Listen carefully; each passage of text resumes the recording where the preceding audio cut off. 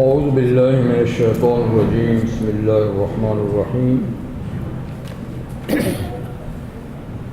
حامیم عین سین قاف كذلك يوحي إليك وإلى الذين من قبلك الله العزيز الحكيم له ما في السماوات وما في الأرض وهو العلي العظيم تكاد السماوات يتفطرن من فوقهن والملائكة يسبحون بحمد ربهم ويستغفرون لمن في الأرض ألا إن الله هو الغفور الرحيم والذين اتخذوا من دونه أولياء الله حفيظ عليهم وما أنت عليهم بوكيل وكذلك أوحينا إليك قرآنا عربيا لتنذر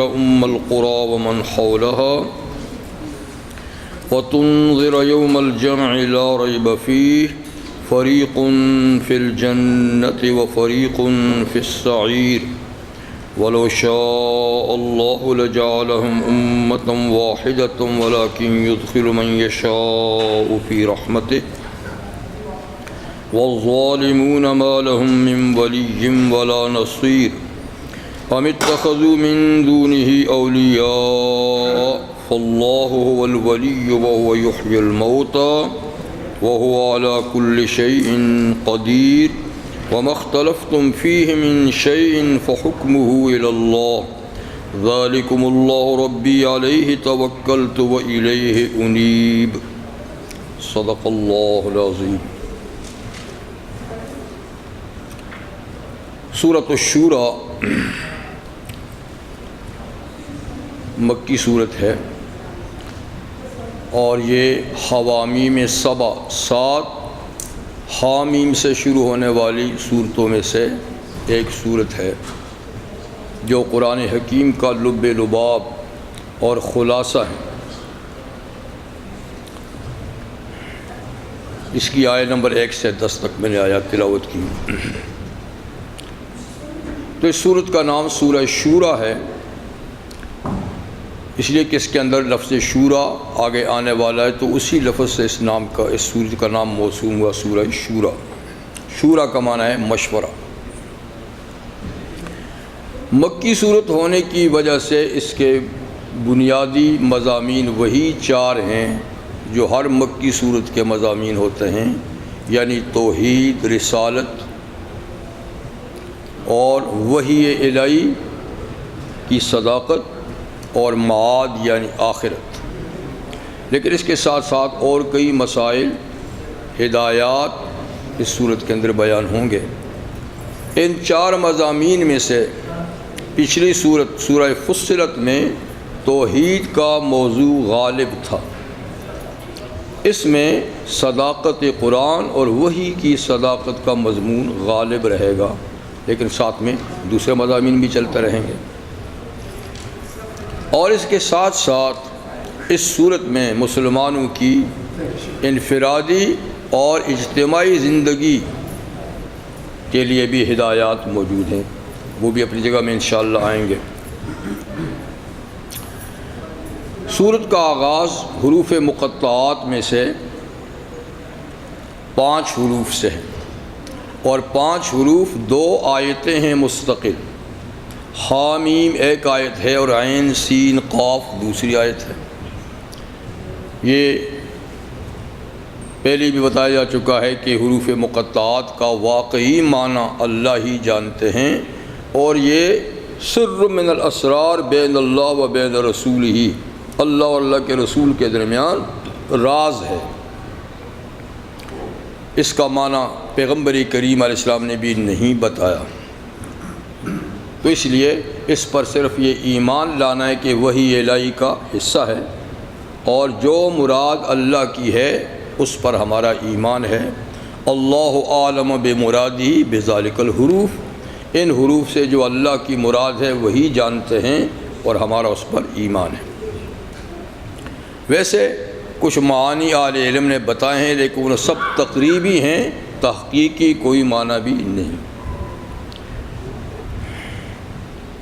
یہ چونکہ دو آیتیں ہیں، عبداللہ ابن مسعود رضی اللہ عنہ کی روایت کے مطابق کہ قرآن حکیم کے ایک حرف کے پڑھنے پہ 10 نیکیاں ملتی ہیں، چاہے آپ اس کا معنی سمجھتے ہیں یا نہیں سمجھتے۔ تو ان 5 حروف مقطعات پڑھنے پہ 50 نیکیاں ملتی ہیں صرف، جبکہ اس کا معنی کوئی جانتا بھی نہیں ہے۔ تو حامیم 20 نیکیاں، عین سین قاف 30 نیکیاں صرف پڑھنے پر۔ لیکن سوچ سمجھ کے اگر قرآن حکیم کو پڑھا جائے گا تو اجر و ثواب میں اور بھی زیادہ اضافہ ہوتا ہے، اور بے سوچے سمجھے بھی پڑھیں گے تب بھی نیکیاں حاصل ہوتی ہیں، ایک ایک حرف پہ 10 نیکیاں۔ تو وہی سے اس کا آغاز ہو رہا ہے، کذالک یوحی الیک وإلی الذین من قبلک اللہ العزیز الحکیم۔ ایسے ہی، یعنی جس طرح دیگر انبیاء کرام پر وحی آتی رہی، تو ایسے ہی اے محمد صلی اللہ علیہ وسلم آپ کی طرف بھی وحی کی جاتی ہے، جیسے اور انبیاء کرام۔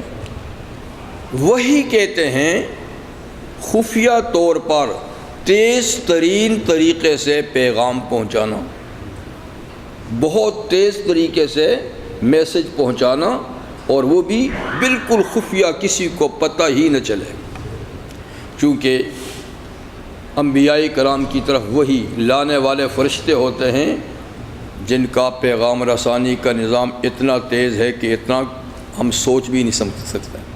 او عرش بری سے، جی 7 آسمانوں سے اوپر سے کبھی فرشتہ وہیں سے رابطہ کرتا ہے نبی کے دل پر اور پیغام پہنچا دیتا ہے، کبھی پیغام یہاں لے کر بھی آتا ہے۔ وحی کے کئی طریقے ہیں، جیسے امام بخاری رحمہ اللہ نے اپنی کتاب کا آغاز ہی باب بدء الوحی سے کیا ہے کہ وحی کی ابتدا کیسے ہوئی۔ تو اس میں حضرت عائشہ صدیقہ رضی اللہ کی روایت کو لائے ہیں کہ حضور پر وحی کیسے ہوتی تھی۔ تو وحی کا ایک طریقہ بتایا گیا، مثل سلسلۃ الجرس، یعنی ایسی وحی کی آواز ہوتی تھی جیسے کہ کوئی چین آپ پتھر پہ ماریں تو چین کی چھن چھناہٹ کی جو آواز ہوتی ہے نا، تو یوں وحی کی آواز آس پاس بیٹھنے والے سنتے تھے۔ یا جیسے آپ ٹیلی گرام دیتے ہیں، جی تو ٹک ٹک ٹک ٹک کی آواز آتی ہے، سننا تو ٹک ٹک کی آواز آتی ہے، لیکن اگلا سمجھتا ہے، اس کو ٹیپ کرتا ہے کہ کیا کی حروف ہے۔ تو بس ایسے ہی آواز آتی تھی۔ کبھی صحابہ کہتے ہیں کہ مکھیوں کی بن بناہٹ کی آواز ہوتی تھی، اور کبھی کوئی آواز سنتے ہی نہیں تھا، بس بیٹھے بیٹھے غنودگی ہوئی اور مسکراتے اٹھے، یہ وحی نازل ہوگی۔ لیکن وحی کا نزول بہت شدید معاملہ ہوتا تھا۔ صحابہ فرماتے ہیں کہ اگر حضور صلی اللہ علیہ وسلم سے ٹیک لگائے ہوتے یا اپنا سر مبارک ہمارے یعنی جہاں رکھا ہوتا اور وحی آ جاتی تو یوں بوجھ ہوتا تھا جیسے کہ ہمارا جسم ٹوٹ رہا ہو۔ اور اگر آپ اونٹنی پہ بیٹھے ہوتے اور وحی آتی، اونٹنی یعنی بوجھ کو سہار نہیں سکتی تھی، بیٹھ جاتی، گردن لمبی کر دیتی، تو خود حضور کی کیفیت کیا ہوگی۔ تو یہ بڑا گرا، اسی لیے اللہ تعالیٰ فرمایا نا، یا ایھا المزمل قم اللیل الا قلیلا نصفہ او انقص منہ قلیلا او زد علیہ ورتل القرآن ترتیلا انا سنلقی علیک قولا ثقیلا۔ ہم آپ پر ایک بڑا بھاری اور بوجھل چیز نازل کر رہے ہیں، اس کے لیے خود کو تیار کیجئے، رات بھر نماز پڑھیے۔ اس بوجھ کو سہارنے کے لیے نماز ساری رات پڑھیے، آدھی رات پڑھیے، جیسی بھی، لیکن نماز اس کا ایک بہت بڑا وسیلہ ہے اس قوت کو برداشت کرنے کا۔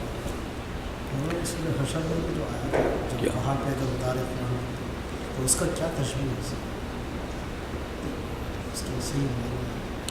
وہ تو اللہ تعالیٰ نے فرمایا کہ قرآن حکیم تمہاری طرف نازل ہے، تم ٹس سے مس نہیں ہوتے ہو، تم اس سے کوئی عبرت حاصل نہیں کرتے، سبق حاصل نہیں کرتے۔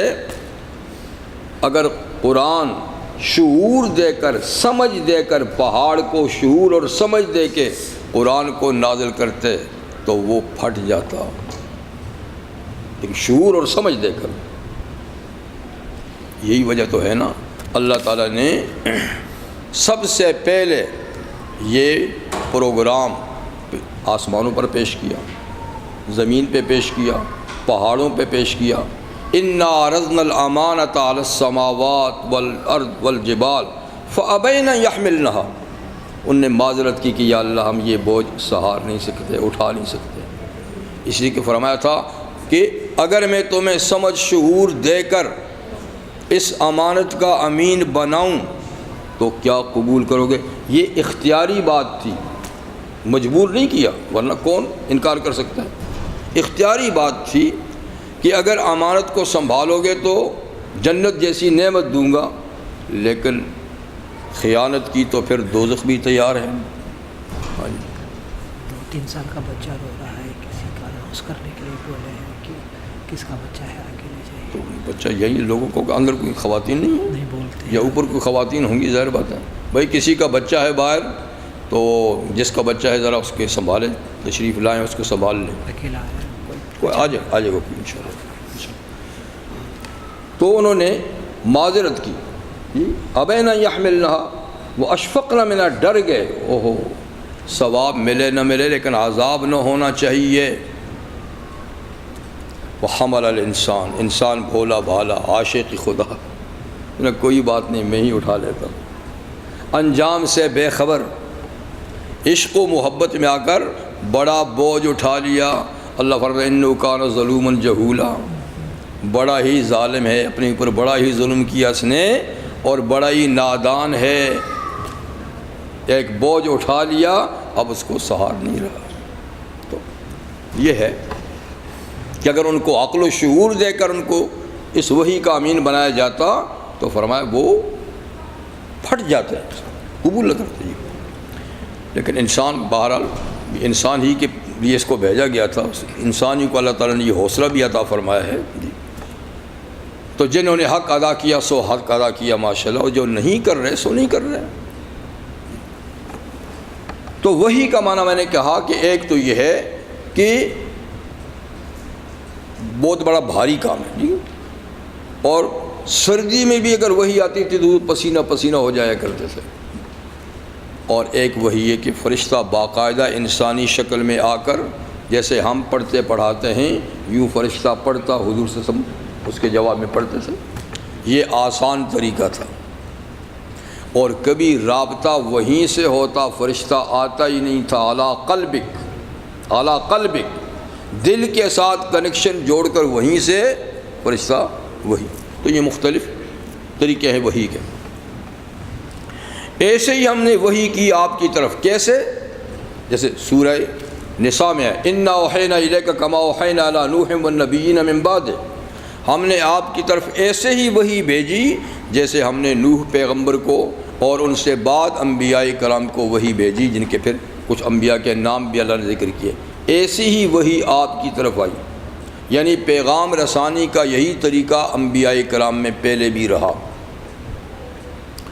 تو ہر نبی پر وحی ضرور آئی، کسی پر کم کسی پر زیادہ۔ یعنی کہتے ہیں کہ بعض روایات میں کہ کم سے کم کسی پیغمبر پہ وحی آئی تو 2-4 دفعہ ہی آئی، کسی پر 100 دفعہ آئی، کسی پر 400 دفعہ آئی، اور سب سے زیادہ وحی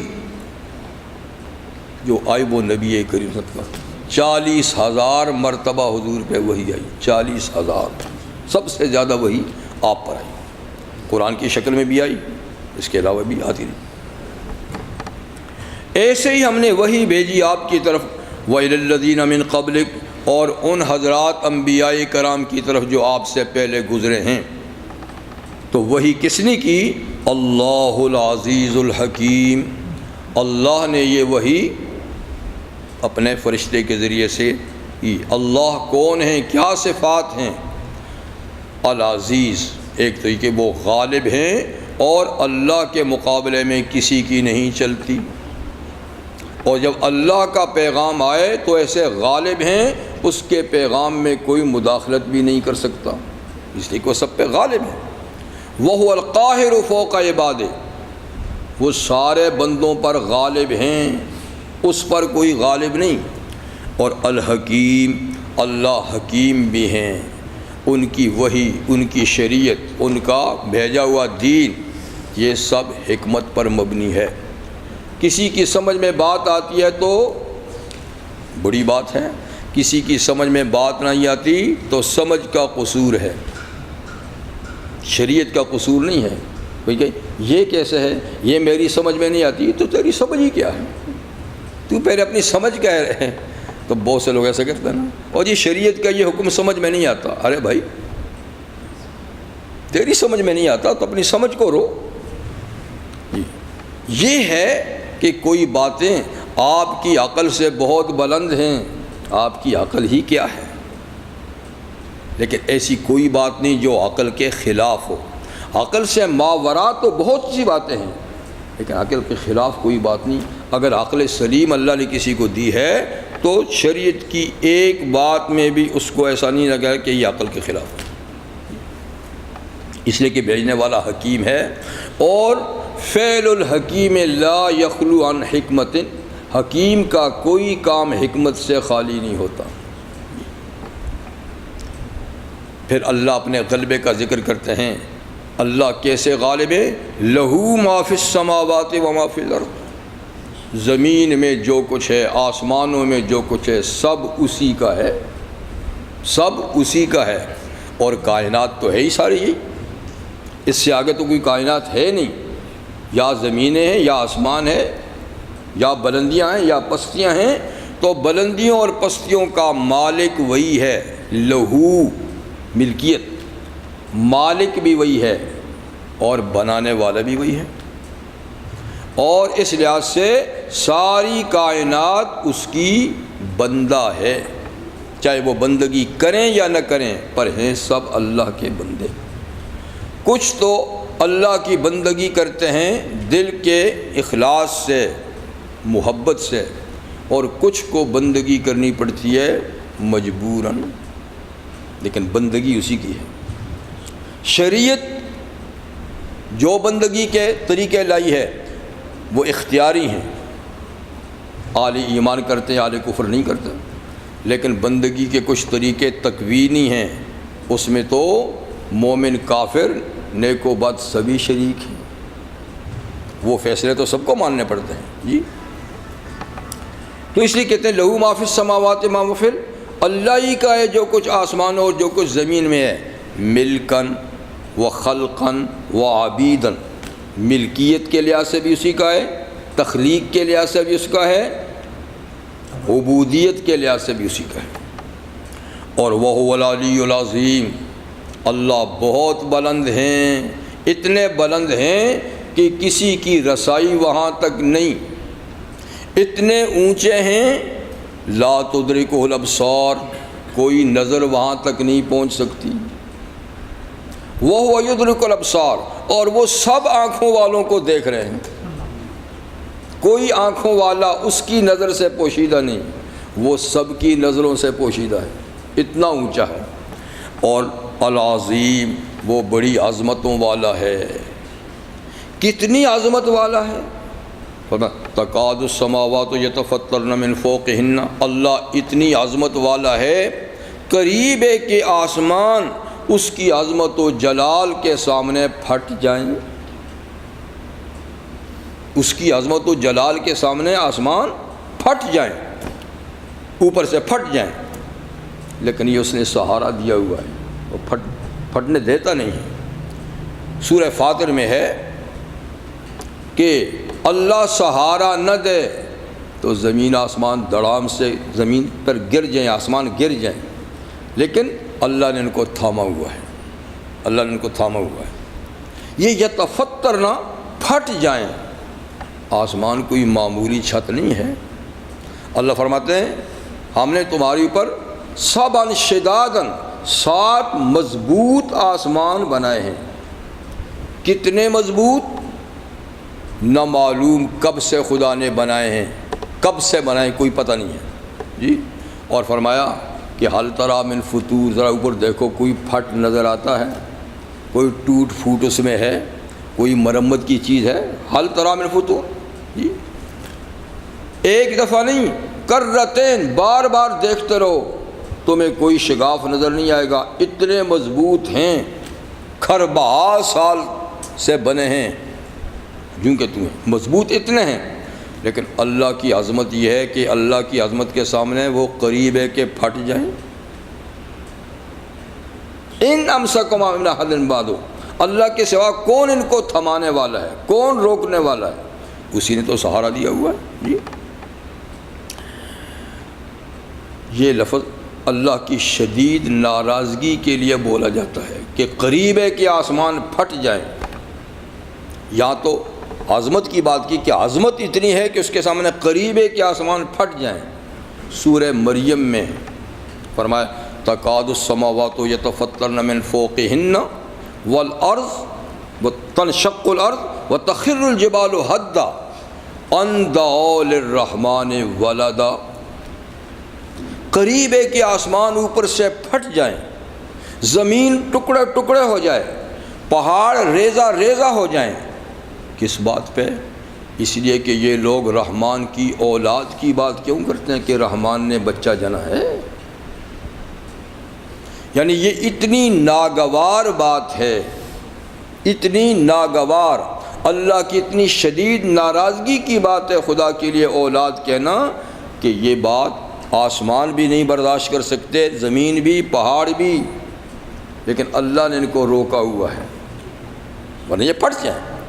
تو اللہ کی شدید ناراضگی یا بڑی عظمت کے لیے یہ لفظ آسمانوں کے پھٹنے کا ہوتا ہے۔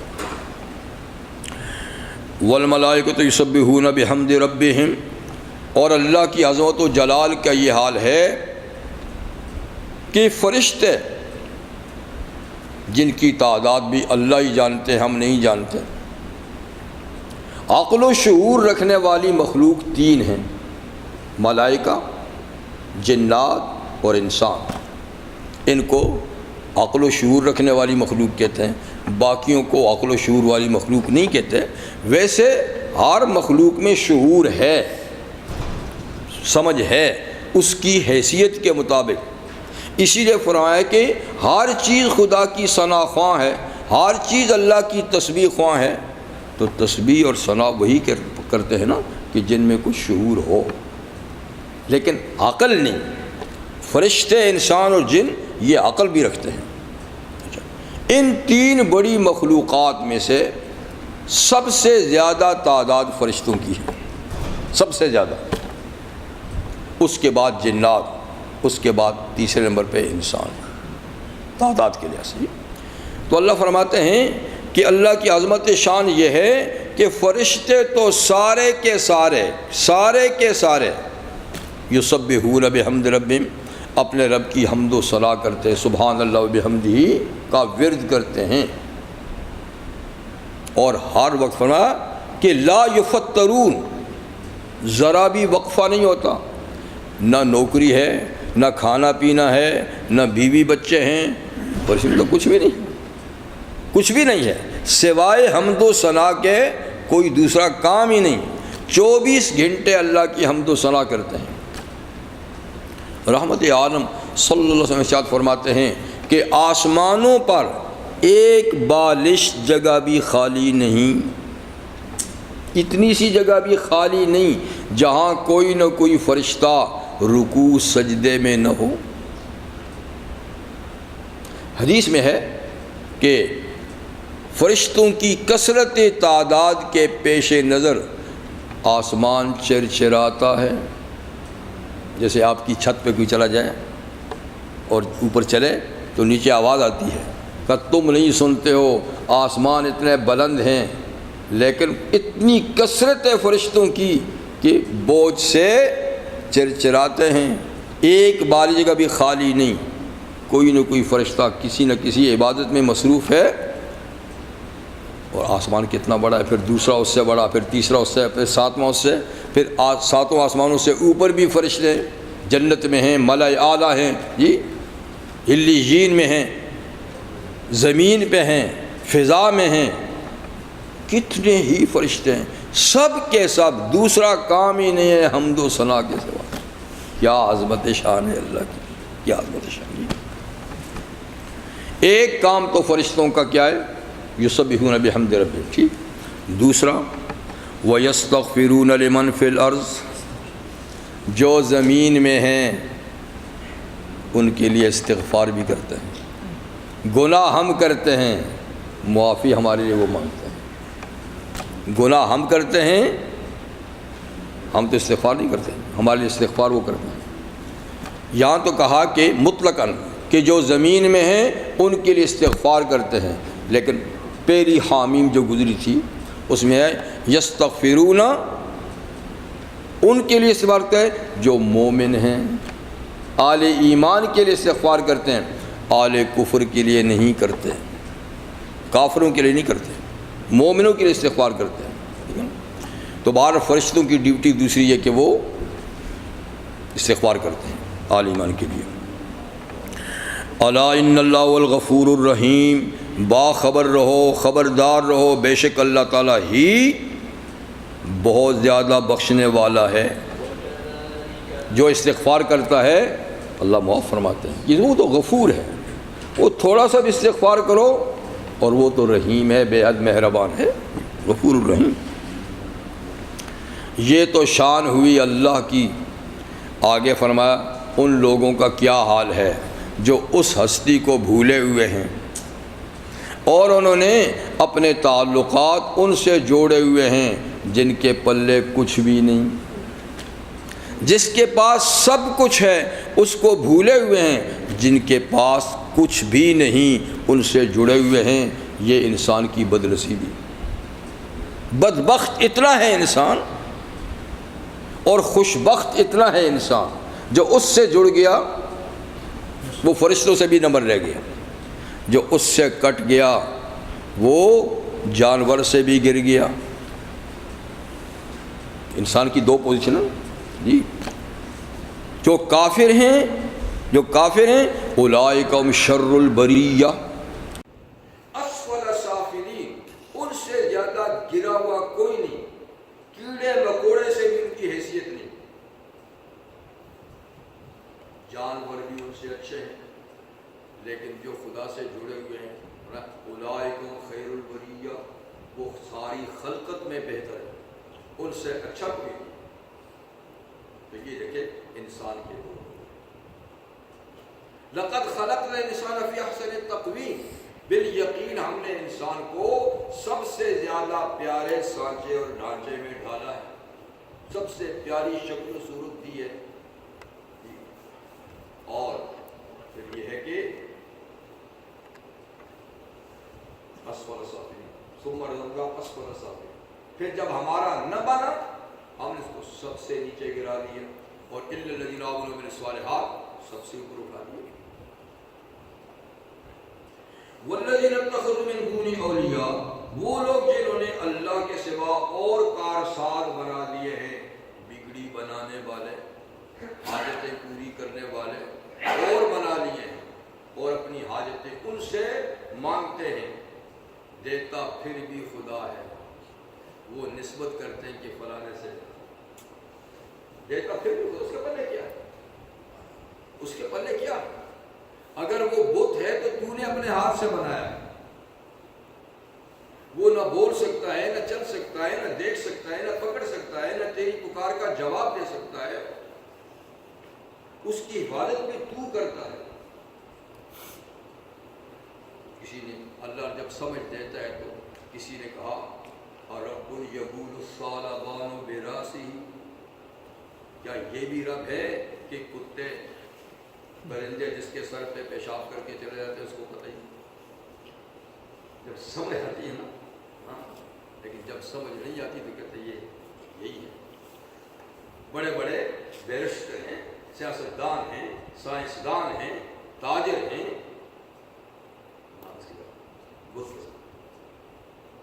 دیتا پھر بھی وہی ہے. وہ کہتے ہیں جی اس سے مل گیا, دیتا پھر بھی وہی ہے. اس لیے کہ وما بکم من نعمت فمن اللہ, تمہیں جو نعمت ملتی ہے چھوٹی بڑی سو اللہ کے پاس سے ملتی ہے. تم نسبت کرتے کہ فلاں سے ملتی. وہ لوگ جنہوں نے اللہ کے سواروں کو کارساز بنایا ہے, اللہ حفیظ علیہم, اللہ سب کے اعمال کا محافظ ہے. اللہ دیکھ رہا ہے, ان کے اعمال کو گن رہا ہے, اور ایک وقت آئے گا کہ اللہ ان سے حساب لے گا. پیدا تجھے میں نے کیا تھا, میری زمین پہ بستا تھا, میرے کھیتوں سے میں نے میری اگائی ہوئی غذا کھاتا تھا, میرے بنائے ہوئے درختوں کا پھل میں نے لگایا تھا تو کھاتا تھا, میری ہوا میں سانس لیتا تھا, میری بارش کا پانی پیتا تھا, ماں باپ تجھ پر میں نے مہربان کیے تھے, زندگی کے سارے اسباب میں نے مہیا کیے تھے, اس کے ساتھ جڑا رہا. اللہ حفیظ علیہم, اللہ ان کے اعمال کے محافظ ہیں, ایک ایک عمل ان کا نوٹ ہو رہا ہے. ومان تعالی وکیل, سوئے محمد صلی اللہ علیہ وسلم آپ پریشان نہ ہوں, آپ ان پر وکیل نہیں, آپ ان کے کارساز نہیں. آپ سے میں نہیں پوچھوں گا کہ یہ کیوں بگڑے رہے, آپ سے اتنا پوچھوں گا کہ میرا میسج بھیجیے, ان سے پھر میں حساب خود لوں. وَكَذَلِكَ أَوْحَيْنَا إِلَيْكَ قُرْآنًا عَرَبِيًّا, اوپر تو متقل وحی کا ذکر تھا, اب وحی قرآن کا ذکر ہے. ایسے ہی ہم نے آپ کی طرف وحی کیا قرآن عربی زبان میں, کیونکہ یہ آپ کی زبان ہے اور جن لوگوں میں آپ مبعوث ہوئے ان کی زبان ہے, تو آپ کی زبان میں, آپ کی قوم کی زبان میں قرآن ہم نے نازل کیا تاکہ آپ کو سمجھنا آسان ہو اور پھر سمجھانا بھی آسان ہو, اور ان کو بھی سمجھنا آسان ہو جن کی زبان. جیسے پچھلی سورت میں گزر چکا ہے, اگر ہم قرآن دوسری زبان میں بھیجتے تو میں اعتراض کرتے, یہ تو ہماری سمجھ میں نہیں آتا, اسی لیے تمہاری زبان میں بھیجا عربیہ. کیوں بھیجا قرآن؟ یا اللہ ہم نے تو یہ سمجھا ہے کہ مکان دکان کی برکت کے لیے پڑھنے پیشہ کیا, یا کوئی مر جائے تو ایصال ثواب کے لیے بھیجا, یا یہ کہ چلو کچھ نہیں نیکیاں کمانے کے لیے تلاوت کے لیے بھیجا ہے. فرمایا نہیں, یہ کام بھی بے شک قرآن کے ہیں. کوئی کہتا ہے دم درود کے لیے بھیجا ہے, اور کچھ ایسے بھی کہتے ہیں فال نکالنے کے لیے بھیجا ہے. فال نکالنے کا بچے کا نام رکھیں کبھی فال نکالو, الٹے 7 ورق, اور پھر دیکھو 7ویں لکیر پہ پہلا لفظ بولا, اس سے ملا کر نام رکھو, برکت ہوگی. یہ مقاصد ہم نے قرآن کے بنا رکھے ہیں. اللہ نے کیوں بھیجا ہے وہ خود بتاتے ہیں. لِتُنذِرَ أُمَّ الْقُرَىٰ وَمَنْ حَوْلَهَا, اس لیے بھیجا ہے اے محمد صلی اللہ علیہ وسلم تاکہ آپ سب سے پہلے ام القریٰ والوں کو ڈرائیں, برے نتیجے سے ڈرائیں, پھر ومن حولہا, پھر ام القریٰ سے آس پاس ساری دنیا والوں کو بھی ڈرائیں. اس لیے قرآن کا مقصد صرف ڈرانا ہے نہیں, خوشخبری بھی تو دینا ہے نا, خوشخبری بھی تو دینا ہے نا. لیکن زیادہ تر ڈرانے کا ذکر ہے, اس لیے کہ دنیا زیادہ گمراہ ہے, غلطی کی طرف جا رہی ہے. بشارت کے قابل کم لوگ ہیں, ڈرانے کے قابل زیادہ لوگ ہیں. اسی لیے اللہ نے پہلی دوسری تیسری وحی میں کہا یا ایھا المدثر قم فانذر, ایک کمبل لپیٹنے والے محبوب پیغمبر, کمبل لپیٹ کے سونے کا وقت نہیں, اٹھیے اور فانذر, لوگوں کو ڈرائیے, غلط سمت میں جا رہے ہیں ان کو ڈرائیے. کی راہ کے میں تو میں روی بترکستانس, جس رستے پہ جا رہے ہو یہ کعبہ کا نہیں ہے, ترکستان کا ہے جس رستے پہ جا رہے ہو. ترسم کہ بکعبہ نہ رسی اے آرابی, کی راہ کے تو میں روی بترکستانس, ڈرتا ہوں کہ یہ دیہاتی کعبہ کو نہیں پہنچ سکے گا, اس لیے کہ جو رستہ لیا ہے یہ ترکستان جا رہا ہے. تو ان کو ڈرائیے، یہ غلط رستے پہ جا رہے ہیں، دوزخ کے رستے پہ جا رہے ہیں. اس لیے انذر کہا، ساتھ کہا کہ بشارت بھی ہے، یا بھی کہا تنذرا کا کہ آپ ان کو ڈرائیں، یہ غلط رستے پہ جا رہے ہیں. ام القری کیا ہے؟ مکہ. مکہ مکرمہ کے کئی نام ہیں، مکہ بھی ہے، بکہ بھی ہے، البلد بھی اس کا نام ہے، بلد الحرام بھی اس کا نام ہے، اور ام القری بھی اس کا نام ہے. کئی نام ہیں. ام القری کیوں کہتے ہیں؟ قری قریہ کی جمع ہے، قریہ کہتے ہیں بستی، آبادی اور شہر. ام کہتے ہیں اصل اور ماں کو، یعنی تمام دنیا کے شہروں کی ماں ہے، باقی شہر سارے اس کے بچے ہیں. اس لیے کہ روئی زمین پہ سب سے پہلا آباد ہونے والا، اور زمین بننی بھی وہیں سے شروع ہوئی ہے، بننی بھی وہیں سے شروع ہوئی ہے. تو پوری زمین کا اصل بھی ہے، اس لیے اس کو کہتے ہیں یہ زمین کی ناف ہے. تو ناف بھی ہے، اور سب سے پہلے دنیا کے بت قدوں میں پہلا وہ گھر خدا کا، ہم اس کے پاسباں ہیں، وہ پاسباں ہمارا. دنیا میں بننے والے مکانات میں، عبادت کے مکانات میں سب سے پہلے بیت اللہ جو فرشتوں نے بنایا تھا. تو اس لحاظ سے وہ ام القری ہے. ٹھیک ہے، تو آپ ان کو ڈرائیں سب سے پہلے. پھر من حولہا، اس کے آس پاس ساری دنیا والوں کو ڈرائیں، کیونکہ رسول اللہ صلی اللہ علیہ وسلم کی نبوت عالمگیر ہے، قومی نہیں، بین الاقوامی. جیسے سورہ اعراف میں قل یا ایھا الناس انی رسول اللہ الیکم جمیعا، کہ جی اے لوگو میں تم سب کی طرف رسول بن کر آیا ہوں، سب کی طرف. تو سب کو ڈرائیں. وتنذر یوم الجمع، اور خاص طور پہ آپ ان کو ڈرائیں یوم الجمع سے، اس دن جب ساری خلقت اولین آخرین ایک میدان میں جمع ہوگی، جس کا نام یوم الجمع، یوم الطلاق، یوم الحشر، یوم الحساب، یوم القیامہ، جی یوم الحسرہ. قدر کتنی نام اس کے اس دن. اس دن سے ڈرائیں، لا ریب فیہ، کہ اس کے آنے میں کوئی شک نہیں، وہ لازمی آ کے رہے گا. ایک ایسا دن جب وہ دن آئے گا تو وہ یوم الحساب بھی ہے. اللہ حساب کتاب لیں گے اور جزا سزا مرتب کریں گے. اس وقت صرف دو ہی پارٹیاں ہو جائیں گی. آج دنیا میں ہزارہا پارٹیاں ہیں، بے شمار مذاہب ہیں، لیکن اس دن عدالت کے فیصلے سے دو ہی پارٹیاں ہوں گی، فریق فی الجنہ و فریق فی السعیر. ایک فریق جنت میں جائے گا، ایک فریق دوزخ میں. دو ہی جواب. سوال ہوتا ہے کہ یا اللہ ایک ہی کیوں نہیں کر دیتے، سب کو ایک بنا دیں، نیک بنا دیں، سارے جھگڑے ختم ہو جائیں. میری حکمت کے خلاف ہے. اگر میں نے ایک ہی بنانا ہوتا تو میری قدرت، کوئی اختلاف نہ ہوتا، سب نیک پارسا ہوتے، یہ بھی نہیں کر سکتا. ایسی میری مخلوق ہے بھی نہ فرشتے، کوئی اختلاف ہے، کوئی کچھ بھی نہیں. اور سب کو بگاڑ دوں، کون پوچھنے والا ہے؟ ادھر جنات بھی تو تھے بگڑے ہوئے تھے، ان کو ہٹایا.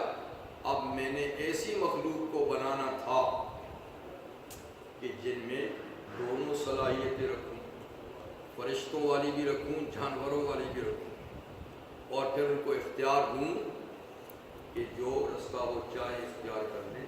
اس لیے انسان کو بنایا ہے. سو اس میں اختلاف تو ہوگا. ولا یزالون مختلفین، یہ ہمیشہ اختلاف کرتے رہیں گے، اور ان کا اختلاف کا فیصلہ میں ہی کروں گا. دنیا کی کوئی عدالت کر بھی نہیں سکتی. اسے ولو شاء اللہ لجعلهم امة واحدہ، اگر اللہ چاہتا تو ایک ہی امت بنا دیتا، ایک ہی امت بنا دیتا، لیکن اللہ ایسا نہیں چاہتا. ولکن یدخل من یشاء فی رحمتہ، لیکن اللہ جس کو چاہتا ہے اپنی رحمت میں شامل کرتا ہے، ہدایت کے اسباب مہیا کرتا ہے، اور جو آنا چاہتا ہے اللہ اس کے لیے رستہ کھولتا ہے، توفیق دیتا ہے. اور جو نہیں آنا چاہتا اس کو زبردستی لاتا بھی نہیں، اس لیے کہ جبر اللہ کو پسند نہیں ہے، اور جبر سے وہ منواتا بھی نہیں۔ لا اکراہ فی الدین، دین میں زبردستی نہیں ہے۔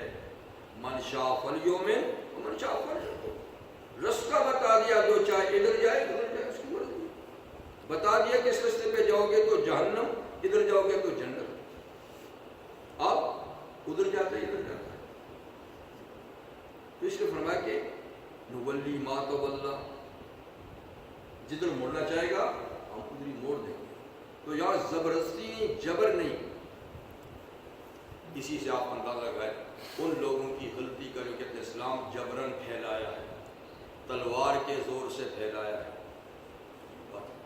تلوار تو بیچارے مسلمانوں پہ چلتی رہی ہے، وہ تمہیں بھول گیا، بلال کو گھسیٹا گیا بھول گئے، عمار اور سمیہ اور یاسر شہید ہوئے بھول گئے۔ تلوار تو انہوں نے چلائی، پتھر تو انہوں نے برسایا، گھسیٹا تو انہوں نے ہے، نبی کے گردے پہ اوٹڑی تو انہوں نے رکھی ہے، گلے میں پٹا باندھ کے کھینچا تو انہوں نے ہے۔ تلوار کہاں سے چلی؟ ابو بکر پہ کس نے تلوار چلائی؟ وہ آیا۔ بلال پہ کس نے؟ خباب پہ کس نے؟ عمار پہ کس نے؟ یاسر پہ کس نے؟ عثمان پہ کس نے؟ عمر پہ کس نے؟ وہ تو تلوار لے کر آیا تھا مارنے کے لیے۔ ان کی تلوار سے آئے کیا یہ لوگ؟ کیا اسلام میں لا اکراہ فی الدین، دین میں زبردستی ہے ہی نہیں، کوئی زبردستی لائے گا ہم مانیں گے نہیں۔ ہم تو اس کا دین مانتے ہیں جو خوش اپنی طلب سے اور خوشی سے دین کو قبول کرے۔ کہتے سلطان عالمگیر جب ہندوستان کا بادشاہ تھا تو وہ زبردست روزانہ ہندوؤں کو زبردستی مسلمان کرتا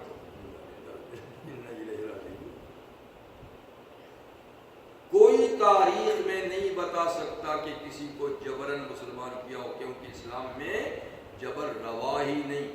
ہاں، ترکی کے ایک سلطان سلیم نے یہودیوں سے تنگ آ کر، بہت ستاتے تھے، تنگ آ کر اس نے ایک آرڈیننس جاری کیا تھا کہ ان کو زبردستی مسلمان، لیکن جو اس وقت شیخ الاسلام تھے، وہ سب سے بڑے عالم تھے شیخ الاسلام، ان کو پتہ چلا تو فوراً شیخ سلیم کے پاس گئے کہ آپ نے یہ آرڈیننس جاری کیا، لیکن تنگ کر دیا تھا انہوں نے، ناک میں دم کر دیا تھا، اس لیے اب یہاں آرام سے بیٹھو۔ اللہ فرماتے ہیں لا اکراہ فی الدین، فوراً آرڈیننس واپس لے لیا، فوراً واپس لے لیا۔ تو مطلب کہ اسلام میں کوئی جبر نہیں۔ اپنی ہسٹری نہیں دیکھتے ہو، اسپین میں 2 کروڑ مسلمان تھے، 2 کروڑ، کہاں گئے ہو؟ چند ہزار ہی وہاں سے مسلمان نکلے ہیں، باقی کدھر گئے؟ سب کو جبرن عیسائی بنایا، یا قتل کیا یا عیسائی بنایا۔ رشیا میں کیا ہوا؟ دوسرے ملکوں میں ہندو کیا زبردستی مسلمانوں کو نہیں گھسیٹ سکتے، سکھ نہیں کرتے، اپنے مظالم کا پتہ ہی نہیں ہے، اور اسلام جبرن لوگ مسلمان ہوئے۔ جبر کا اسلام تو قبول ہی نہیں، اللہ کا قبول نہیں۔ وَالظَّالِمُونَ مَا لَهُم مِّن وَلِيٍّ وَلَا نَصِيرٍ، ظالم لوگ جو ہے نا، ان کے لیے نہ کوئی دوست ہے نہ کوئی مددگار۔ آج یہ بے شک دوستیاں کریں، ایک دوسرے کے ساتھ مدد بھی کریں، پر جب اللہ کے ہاں پہنچیں گے نہ کوئی دوست ہوگا نہ کوئی مددگار، وہاں یہ یکا و تنہا رہ جائیں گے۔ ام اتخذوا من دونی اولیاء، کیا انہوں نے اللہ کے سوا کارساز بنا رکھے ہیں؟ ان میں کارسازی کی شان ہی کیا ہے بتاؤ؟ کچھ بھی نہیں۔ فاللہ الولی، اللہ ہی کارساز ہے، اور کسی میں کارسازی کی کوئی چیز ہے ہی نہیں جو کسی کو ایک تنکا تک بھی دے سکے۔ اللہ ہی ولی ہے، وہ کارساز ہے، سب کے کام، سب کی بیویاں وہی برابر ہے۔ وہ یحیی الموتیٰ، یہ اسی کی صفت ہے کہ وہ مردوں کو زندہ کرے گا، کرتا بھی ہے، کرتا بھی ہے۔ بچہ جب پیٹ میں پیدا ہوتا ہے تو مرا ہوا تو ہوتا ہے، جب پورا باڈی بن جاتی ہے تو مرا ہوا تو ہوتا ہی ہے، وہی روح ڈال کے اس مرے ہوئے کو زندہ کرتا ہے، تو وہاں مرے ہوئے کو زندہ کرتا ہے، پھر دنیا میں آ کر جب مرے گا تو پھر حشر میں اس کو زندہ کرے گا، تو زندہ وہی کرتا ہے۔ وہ علی کل شیء قدیر، اللہ ہر چیز پر قادر ہے، موت و حیات اسی کے ہاتھ میں۔ تبارک الذی بیدہ الملک، تبارک الذی بیدہ الملک وہ علی کل شیء قدیر، سارا کنٹرول اختیار اللہ کے پاس ہے۔ وَمَا اخْتَلَفْتُمْ فِيهِ مِنْ شَيْءٍ فَحُكْمُهُ إِلَى اللَّهِ، اور تم نہیں اختلاف کرتے کسی چیز میں مگر جس چیز میں بھی تمہارا اختلاف ہو تو فَحُكْمُهُ إِلَى اللَّهِ، اس کا فیصلہ اللہ کے پاس ہے، اس کا فیصلہ اللہ کے پاس سے معلوم کر لیا کرو۔ سورہ نساء میں اللہ فرماتے ہیں کہ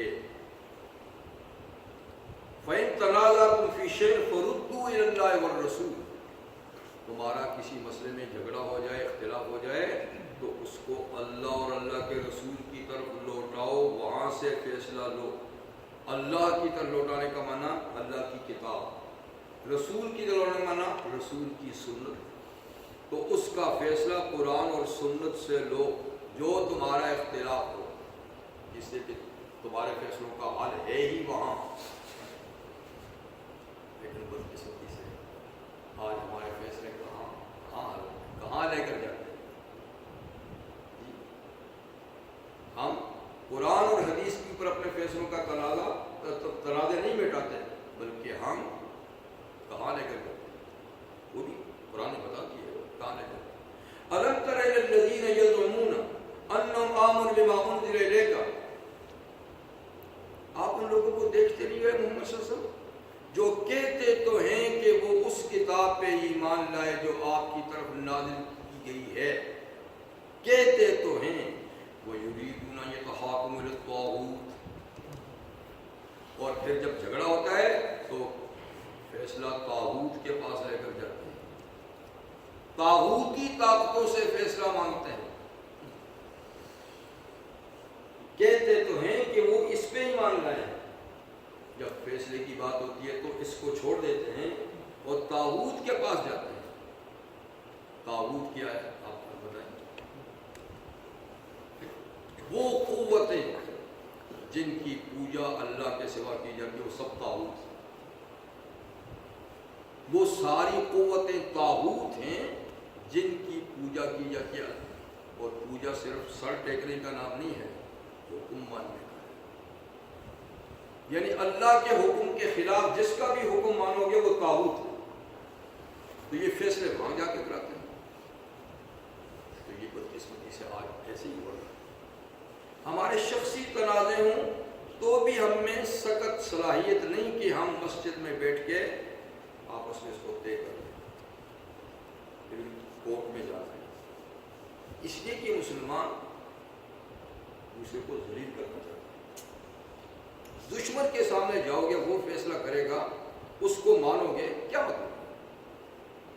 پیسہ بھی دو گے، ذلت بھی اٹھاؤ گے، لیکن نہیں، یہاں کا فیصلہ نہیں مانا، ہم نے وہاں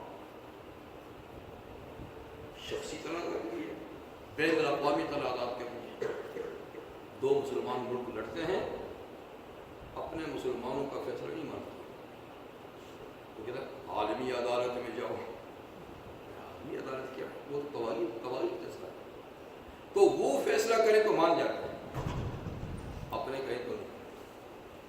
ہم نے پچھلے سال عراق ایران کا جھگڑا ہوا، ایک چھوٹے سے زمین کے پیس پر شط العرب، وہ کہتا میرا نہیں، میرا ہے، دولت کتنی ضائع ہوئی اس کا تو کوئی اندازہ نہیں، 12 لاکھ آدمی مرے، 7 لاکھ ایرانی، 5 لاکھ عراقی مرے، دولت کتنی ہے اندازہ ہی کوئی نہیں۔ اپنوں نے کہا صلح کر لو، اپنا نام نہیں، آخر کیا ہوا؟ صلح کرنی پڑی، اتنے خسارے کے بعد دوسروں کے کہنے پہ، بدقسمتی سے عراق نے کویت پہ حملہ کیا، اپنوں نے کہا یار نکل جا، نہیں نکلتا، آخر دوسروں نے بغیر کری، جان بھی گئی، ملک بھی تباہ ہو گیا۔ آج کیا ہو رہا ہے سیریا میں؟ تو یہ بدقسمتی ہے کہ اللہ فرماتا ہے جو تمہارا اختلاف کس چیز میں ہو اس کا فیصلہ اللہ کے پاس ہے، آپ اس میں بیٹھو سنا کرو۔ اور سورہ حجرات میں بھی اللہ فرماتے ہیں ان طائفتان من المؤمنین اقتتلوا فاصلحوا بینہما، اے مسلمانوں اگر مسلمانوں کی دو جماعتوں میں لڑائی جھگڑا ہو جائے تو باقی مل کے ان میں صلح کرو، باقی مل کے صلح کرو۔ تو نہ صلح کراتے ہیں نہ اپنی صلح مانتے ہیں، اور وہی ہے کہ اغیار کے پاس جا کر سر ٹیکتے ہیں، ان کی ہاں میں ہاں ملاتے ہیں، ان کی بات مان لیں گے لیکن اپنے بھائی کی بات نہیں۔ کیا درد دل کی بات ہو، ذالکم اللہ ربی، یہ اللہ ہے میرا رب، اے محمد کے لیے یہ اللہ ہے جس کے پاس تمہارے سارے تنازعات کا فیصلہ، یہ رب اللہ ہے میرا رب ہے، علیہ توکلت و الیہ انیب، میں اسی پر بھروسہ کرتا ہوں اور اسی کی طرف میں نے پلٹ کے جانا، میں تو کہیں نہیں جاؤں گا، میں تو سارے فیصلے اسی سے لوں گا، تم جس کے پاس جاؤ۔ فاطر السماوات والارض، وہ زمین و آسمان کو بغیر نقشے نمونے کے بنانے والا ہے، سابقہ کوئی نقشہ نہیں تھا جس پہ یہ کائنات بنائی، پہلے کوئی مٹیریل بھی نہیں تھا جس سے یہ کائنات بنائی، تو فاطر کہتے ہیں اصل میں، فطر کا مطلب پھاڑنا، اسی سے فطور ہے ناشتہ، اسی سے افطار ہے روزے کو پھاڑ کے ختم کرنا، افطار۔ تو فاطر کا مطلب پھاڑنا، یعنی اللہ نے پھاڑ کر یہ سب کچھ بنا ڈالا۔ کیا پھاڑا؟ کوئی پہلے سامان نہیں تھی، بغیر سامان کا بنا، پہلے کوئی نقشہ نہیں تھا، بغیر نقشے کا، تو بدی اور فاطر کا مطلب بغیر نقشے نمونے اور بغیر آلات کی مدد سے کوئی چیز بنا دے۔ جعل لکم من انفسکم ازواجا، وہی اللہ جس نے تمہاری جنس سے تمہاری بیویاں بھی بنا ڈالی۔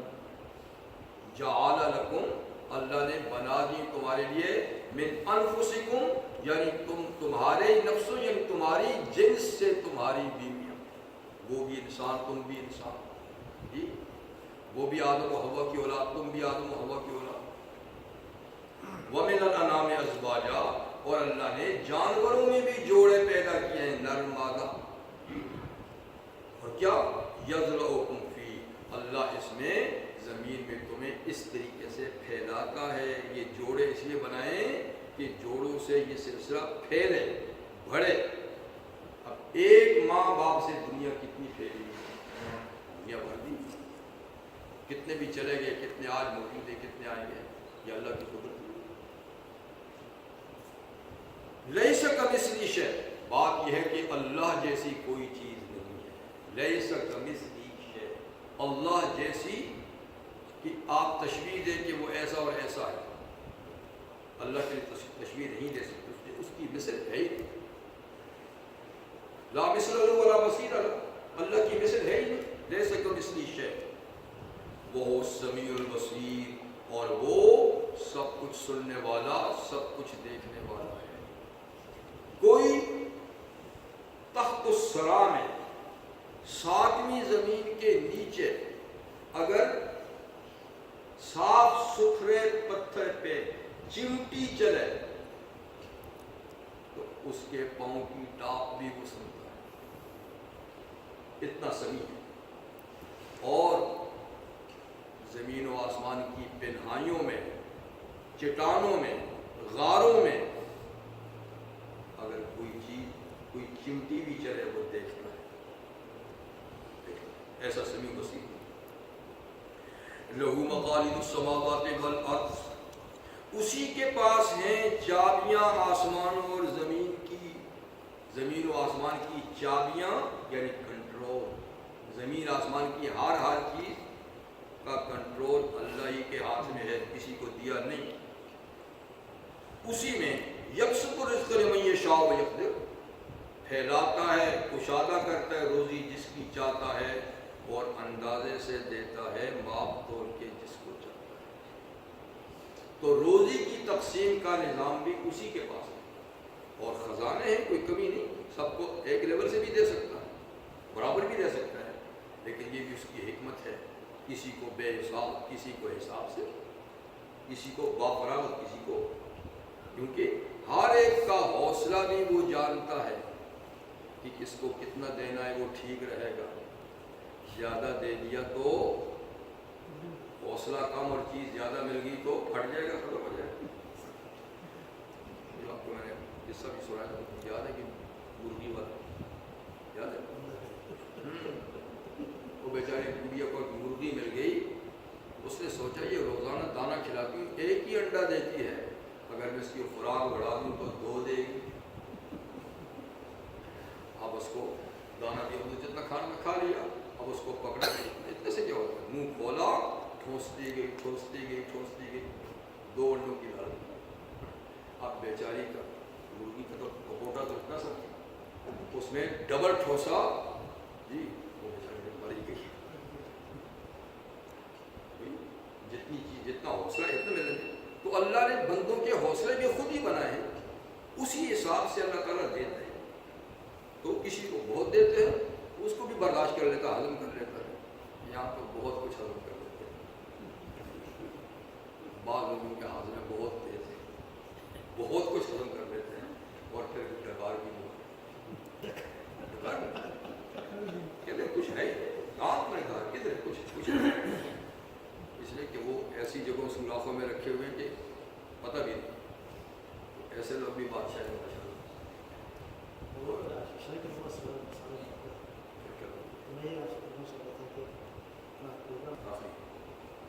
یبسط الرزق لمن یشاء، پھیلاتا ہے روزی جس کی چاہتا ہے، وہ یقدر، اور اندازے سے دیتا ہے جس کو چاہتا ہے، کیونکہ انہ بکل شیء علیم، وہ ہر چیز جانتا ہے اس کو کتنا دینا ہے۔ اس کے بعد کی صورت میں آئے گا کہ وَلَوْ بَسَطَ اللَّهُ رِزْقَ، اسی میں آئے گا وَلَوْ بَسَطَ اللَّهُ رِزْقَ، اللہ سب کے لیے روزی اگر ایک جیسی فراہم کر دے، لَبَغَوْا فِي الْأَرْضِ، زمین میں بغاوت ہو جائے گی۔ کسی کا کام ہی کیوں ہے، میں آپ کی ڈیوٹی کیوں کروں، یا آپ کی نوکری کیوں کروں، میرے پاس تو موجود، تو سارا سسٹم ٹھپ ہو جائے۔ اس لیے اللہ باپ بول کے دیتے ہیں تاکہ سسٹم چلتا رہے، اور ہر ایک دوسرے کا محتاج رہے، اور کام دنیا کا چلتا رہے، ورنہ کارخانے بند، گاڑیاں بند، کچھ نہیں، سب بیٹھے ہوئے۔ لیکن کسی کو محتاج بنایا، وہ جا کر کام کرتا ہے، کسی کو کام نہیں آتا، پیسے دیتا ہے، تو نظام سسٹم چل رہا ہے۔ سبحانک اللہم وبحمدک، اشہد ان لا الہ الا اللہ۔